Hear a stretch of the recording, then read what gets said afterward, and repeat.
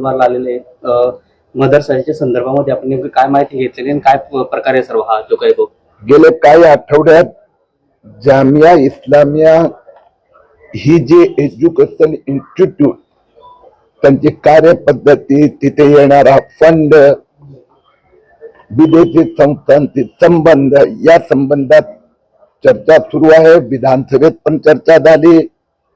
या संबंधात अधिक माहिती घेण्यासाठी हा पैसा कुठून येतो, कुठे जातो, इथे विद्यार्थी कुठून येतो, एक छोटासा म्हणजे नंदुरबार, अक्कलकुवा इथे जी एवढी मोठी इन्स्टिट्यूट कशी काय, याचा हेतू काय, इथे कुठले विद्यार्थी येतात, त्यांचे पैसे कोण भरतात, आणि याच्या जे नियम आहे त्या नियमात जे भंग होतोय, व्हायोलेशन होतोय, हे सगळं समजून घेण्यासाठी मी आज इथे आलो आहे।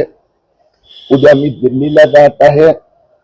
दिल्लीत पण जे मोठ्या इन्व्हेस्टिगेटिव्ह एजन्सीज आहेत त्या संस्थांच्या अधिकाऱ्यांची माझी भेट होणार आहे आणि या संस्थेचं फुल फ्लेज इन्व्हेस्टिगेशन करावं अशी आमची मागणी आहे। राज्य सरकारने ATF ला सांगितलं आहे।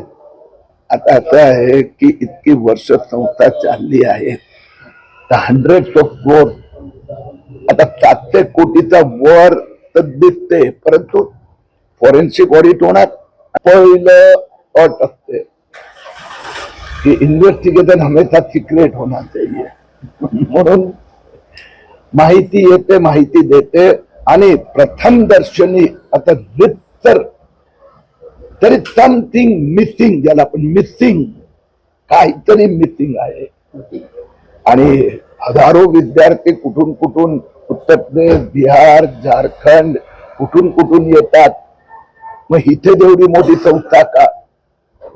फक्त विदेशी नागरिक येते इथे येऊन राहतो एवढं नाही आहे, इंटरनल इंडियातून पण पैसा बऱ्याच प्रमाणात येत आहे। या सगळ्यांचं स्पेशल फॉरेन्सिक ऑडिट,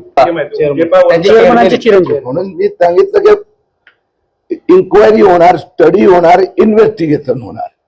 FCRचं व्हायोलेशन झालंय तर इन्क्वायरी चालू आहे। इन्क्वायरी नंतर असं आलं की काहीच गोंधळ नाही, गोष्ट निराळी।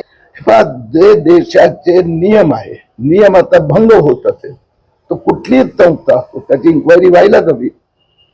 समजा इथे फॉरेन नॅशनल लपून राहत असेल किंवा बाहेरून पैसा येत असेल, तो कुठून येतो, त्यात व्हायोलेशन होत असेल, ज्या कारणासाठी पैसा आला दुसऱ्याच कामासाठी उपयोग होत असेल, मला तर हा प्रश्न अनेक वेळा विचारण्यात। आताची स्टेटस काय सर, लोकांना माहित पडत नाही, ईडी लोकांपर्यंत, आदिवासी जिल्ह्यातल्या लोकांना ईडी माहित नाहीये, काय झालं इथल्या पण लोकांना जाणून घ्यायचं।